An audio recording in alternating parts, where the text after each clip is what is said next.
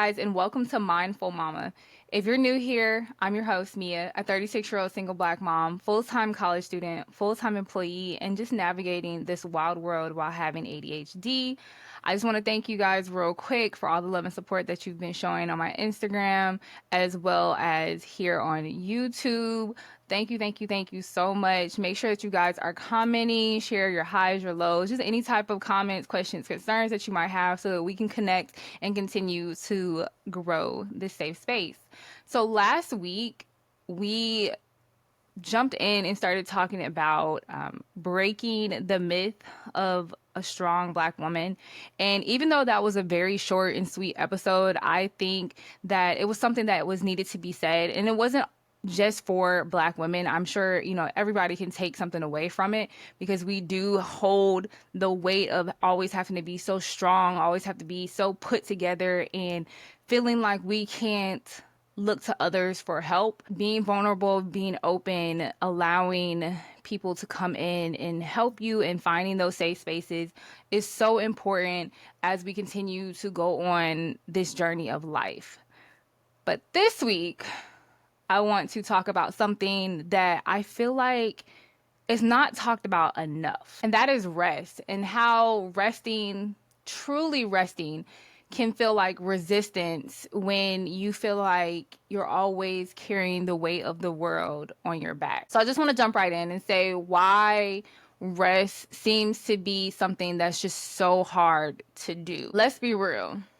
A lot of us feel as though resting is something that's earned when all the work is done, when we've taken care of all of our responsibilities and things like that.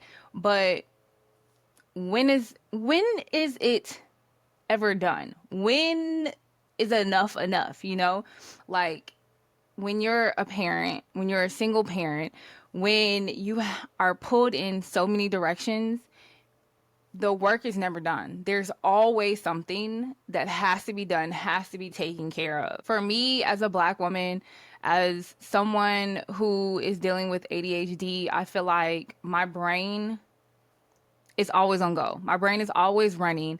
I feel like my to-do list is never ending. Like I don't know when to stop because, I finish a few things here, then I'm adding something else. So there's never really a time that I feel like I just have a stopping point. And society teaches us that our worth is tied to how hard we grind, how hard we work to do this, to get this, to make this type of money, to live this type of lifestyle. For me, I think I tell people all the time that rest somewhat feels selfish. Like, I feel like if I take a time to do nothing or take time to just lay in the bed all day, that I'm being lazy, that I'm falling behind, that I'm not taking care of my responsibilities. And I think each week, like I'm telling someone that, I just need rest. Like I just need to stop. Like I just need to not do anything. But of course that never happens because like instance today, usually on my off days, like I'm doing something, I'm taking care of something that is important to me instead of taking time for myself to just relax, to shut off my brain, to not touch nothing for like at least like an hour or two. Like I feel like that's so hard, and I feel like so many people feel the same way because you have so many things to do. You just keep going and going and going that you want to make sure that you take care of everything before you stop. But as time goes on, I am learning that that's a lie. um it's a lie to feel like you're lazy and you're procrastinating or you're just not fulfilling whatever need that needs to be met at that moment. Like, for instance, one Saturday, like my son, I've told you guys that he's at the point where he's very independent. He can take care of himself. I had to sit him down and I'm like, listen, baby, today's Saturday. We have nowhere to go. We have nothing to do. So I want you, when you get up, don't wake me up. Don't ask me for nothing. Just make your breakfast, watch TV, chill, relax, hang out. If you need something, like I'm there, my door is open. If you need something, get me. Like I'm not telling him like don't bother me at all, but like if you just absolutely need something, come get me. Come wake me up if I'm still asleep or whatever the case may be. But that day like he let me chill and I didn't sleep. Like, I can't really sleep in. My body just won't allow me to. But I literally laid in bed that whole entire day. And you know what? I didn't feel guilty not one bit because he was taken care of. If he wanted something, he would ask me. He knew what he could and could not do or get or whatever. So yeah, it's definitely a lie. We're gonna say that what does rest look like for me now? And in the comments, I want you to tell me what rest looks like for you. But for me, rest isn't just about naps. And trust me, I love me a good nap. Sometimes I'll take me a 30-minute nap on my lunch break, just depending on how tired I am. But it's just not about naps. Resting is saying no to things that drain you. For me, my phone is on do not disturb majority of the day. And it's not anything against like anybody in my life, friends, family. But sometimes like my people meter, or I don't even know, there's just the energy from other people like I can't take on because I'm already like at my breaking point on being drained. So it's like just taking on, whatever anybody else has going on, like I just cannot do. Rest is turning off your phone at 9 o'clock, which is okay. My do not disturb turns on at I think it's like 8:15 every night. That's supposed to be, my time that I'm settling down, like I'm getting rest and trying to shut my brain off before I go to bed. Not always happening, but that is something that I have tried to implement, and I don't change the adjustments or anything. Like 8:15, 8:30, whatever time it goes on, and this is every single day. Everybody will call me after that and they go, "Oh, I can't get through." Baby, I don't got no control over it. I don't even remember when I set it up. I don't even know how to turn it off. I mean, I probably do, but I'm not gonna look for it. Like, it's something that I'm doing for myself to allow me a little peace at the end of the day. Rest is also letting go of perfection. Being able to accept when things are just good enough. Like, sometimes we might have projects, we might have different things in our life that we just want to be perfect, but sometimes good enough is just as great. Like when it comes to, I would use my podcast for example. When it comes to editing and like I'm drained and I'm, editing these videos and stuff like that, sometimes I'm just like, listen, every every pause, like I can't take out. Like I can't sit here and just comb it through to the point where I'm like making it spot on. Like this is still new. Like I'm still learning. I'm still trying to grasp the concept of this whole podcast life. And yeah, sometimes I'm just like, that's good enough. That's gonna work for today. That's gonna work for this time. And I'm always open for comments, concerns, suggestions.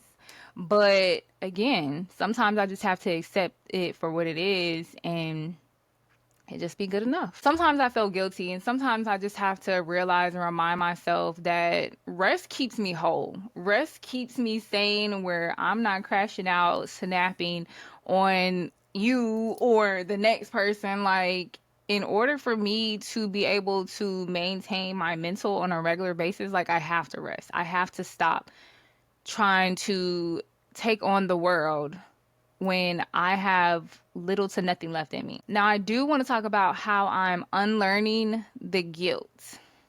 And you know what I mean? Because I know we all face it. Like I said earlier, we all feel guilty when we take time for ourselves. When we tell our kids, hey, look, go sit down. Just chill for a moment. Like or we tell our man or, family members, like I need this. Like learning or unlearning that no way, shape, or form should you feel guilty. I'm practicing saying no without explaining myself. And this for sure goes to like my son too. Like, I've had to tell him on multiple occasions, he asked me a question and I say no, and he's like, why? Because I said so. And that's it. But that's for anybody. That's for adults too, not even just kids. If I say no, if I say it's not happening, if I'm saying I'm not doing it, like that's exactly what it is. And you, me, and everybody should be okay with accepting no and keeping it moving. Now, next, this is something that it's still a process. Like, it's still something that I'm not perfecting, but trying to do better, is listening to my body instead of my planner. I might have X, Y, and Z going on, but if my body is telling me, listen, sleep in, don't wake up early, turn your alarm clocks off, like, these things will be there when you get to them. If you got somewhere you got to be, if it's not no life or death situation, baby, don't do it.